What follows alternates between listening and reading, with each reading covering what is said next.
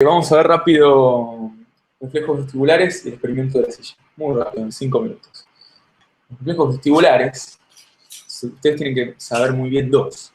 El reflejo vestíbulo ocular y el reflejo vestíbulo espinal. ¿Eh? ¿Qué es lo que hace el reflejo vestíbulo ocular? Fíjense bien esto. Yo voy a mirar mis ojos, yo voy a mirar fijo a la cámara y voy a girar mi cabeza hacia la izquierda. ¿Vieron? Hacia la derecha. Miren bien lo que pasa. Miren bien mis pupilas. Espero que se haya notado, pero habrán visto que mis pupilas, sí, se mantienen en mi foco, mi objetivo, que en este momento es la cámara, y cuando yo ya perdí de foco a la cámara, rápidamente mis pupilas se ubican en el centro del campo. Entonces, tenemos ahí dos movimientos oculares, uno lento y uno rápido, uno sacádico. Bien, eso es el reflejo vestíbulo ocular, lo vamos a explicar. Si nosotros giramos la cabeza hacia la derecha, en el oído interno tenemos a los conductos semicirculares. Específicamente los horizontales son los sensores de aceleración de la cabeza en el sentido horizontal, ¿okay? Sobre el eje del cuerpo. Entonces, ¿qué es lo que hay dentro de estos conductos semicirculares? En los conductos semicirculares tenemos una región dilatada en la cual tenemos a las células que sensan esa aceleración de la cabeza. ¿Y cómo lo sensan? Justamente son células ciliadas. Voy a buscar acá.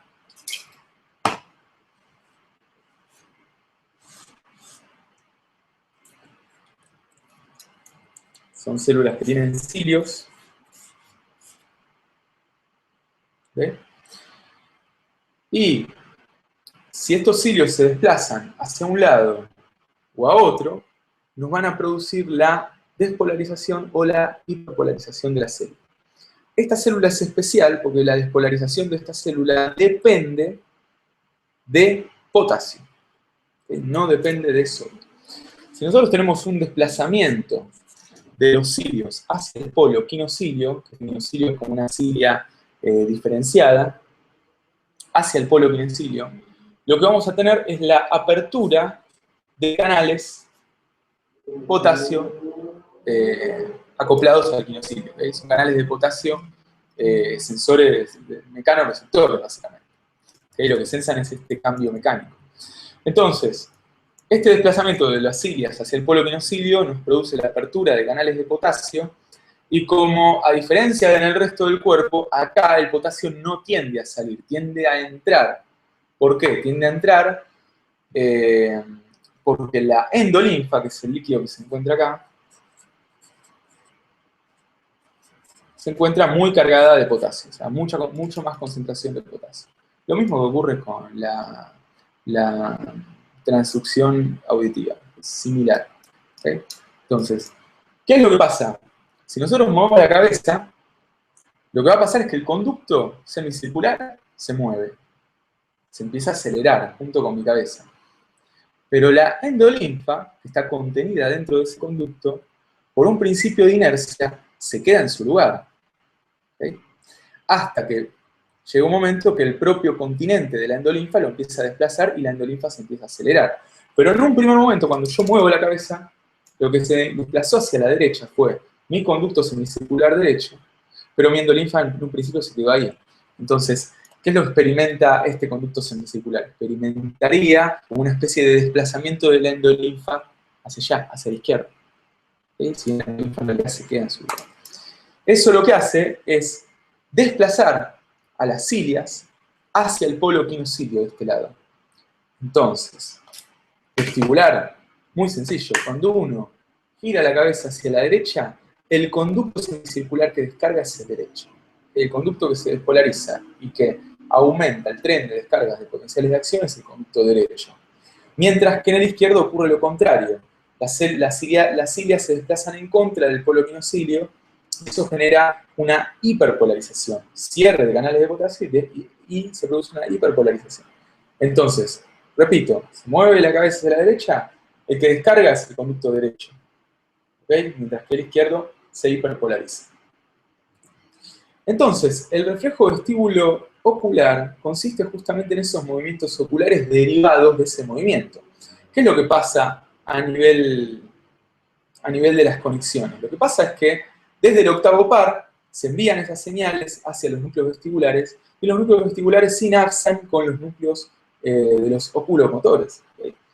De ambos ojos, ¿okay? Uno por fascículo longitudinal medio y el otro por el mismo fascículo. Entonces, cuando la cabeza se desplaza hacia la derecha, aumenta la descarga de potenciales de acción del lado derecho, y fíjense que genera un movimiento lento de mis ojos hacia el lado contralateral del conducto que descargó. Pero una vez que yo miré completamente para la derecha, cambié mi campo visual, se produce un movimiento rápido homolateral al conducto que descarga. ¿Está bien? Entonces, reflejo vestíbulo ocular tiene dos componentes. Uno lento, con un desplazamiento ocular hacia el lado contrario del conducto que descarga, y un componente rápido homolateral al conducto que descarga. ¿Okay? ¿Eso es un nistagmo? Sí, eso es un nistagmo fisiológico. Y el nistagmo se define por el componente rápido.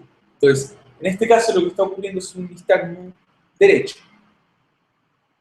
¿Está claro? Hay nistagmos patológicos, por supuesto, como el que se produce en el síndrome cerebeloso. En otra charla, si quieren, podemos hablar de eso, pero ahora no me quiero desviar del tema. ¿Qué es lo que pasa, dicho esto? Bueno, y me falta hablar del vestíbulo espinal. El vestíbulo espinal es más fácil, porque piensen esto. Ustedes se paran y miran hacia la derecha. Van a sentir que aumenta el tono de su cuádriceps del lado derecho. ¿Por qué pasa esto? Bueno, justamente el reflejo vestíbulo espinal lo que hace es aumentar el tono antigravitatorio de los músculos proximales y axiales homolaterales al conducto que descarga. Y esto tiene sentido, porque si nosotros vamos a empezar a mirar para ese lado, vamos a cambiar nuestro foco, muy probablemente necesitamos que nuestro cuerpo se balancee hacia ese costado, hacia ese lado, quiero decir. Y nos viene bastante bien ese aumento del tono antigravitatorio, que es lo mismo que decir aumento del tono extensor del mismo lado. ¿Está bien? Ese es el reflejo vestíbulo espinal. Entonces, ¿qué es lo que pasa en el experimento de la silla? El experimento de la silla es muy fácil si ustedes lo piensan en 3 tiempos.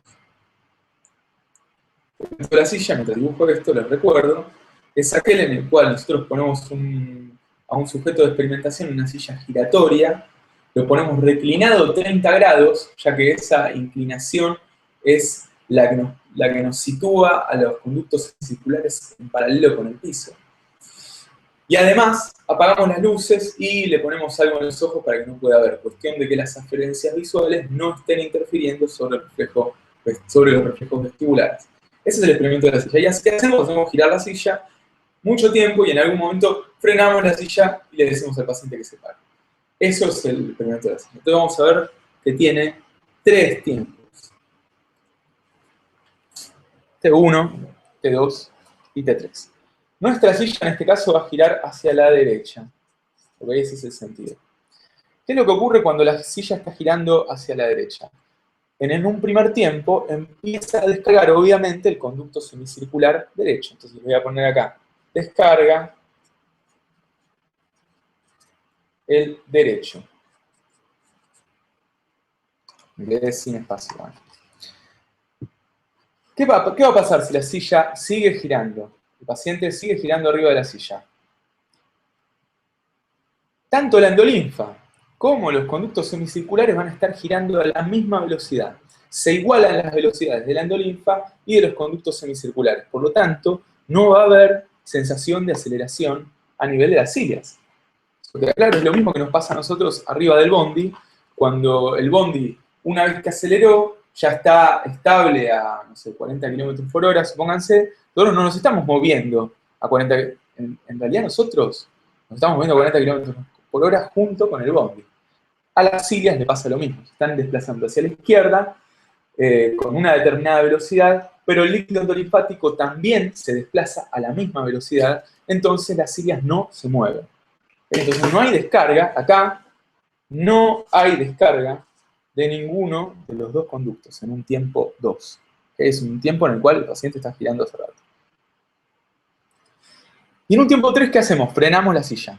Cuando nosotros frenamos la silla, va a pasar lo contrario. Frenamos los conductos, pero el líquido endolinfático, por una cuestión de inercia, sigue girando hacia la derecha. Entonces ahora se va a producir una despolarización del lado contrario. Se va a producir la descarga del lado izquierdo, con una hiperpolarización del derecho. ¿Esto queda claro? Entonces, cuando nosotros le pedimos frenamos la silla y le pedimos al paciente que se levante y ande, Lázaro, le pedimos que se levante y ande, el paciente se va a caer hacia un lado. Pensemos que si se está activando el conducto semicircular izquierdo, aumenta por un reflejo vestíbulo-espinal, aumenta el tono antigravitatorio del lado izquierdo. ¿Y esto qué va a generar? Va a generar que cuando el paciente le pedimos que se pare, va a caerse hacia el lado derecho. ¿Ok? Porque tiene un aumento del tono antigravitatorio del lado izquierdo. Traten de imaginarse. ¿Y qué va a pasar? Eso por un lado. Entonces, acuérdense, ya grábenselo en el experimento de la silla, el paciente se cae hacia el mismo lado que empezó a girar, pero por la activación de los conductos semicirculares izquierdos, no de los derechos. Si empezó a girar para el lado derecho, ¿no? Si vuelve al izquierdo, ocurriría al lugar.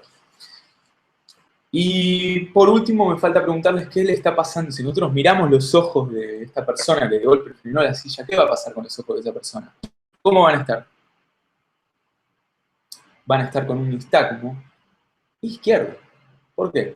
Es un nistagmo con el componente rápido hacia el lado del conducto que está descargando. Entonces el paciente vamos a ver que está, no me va a salir a mí, porque el nistagmo en su momento es acá, digo, pero va a estar así. Ah, no me sale, no se bien.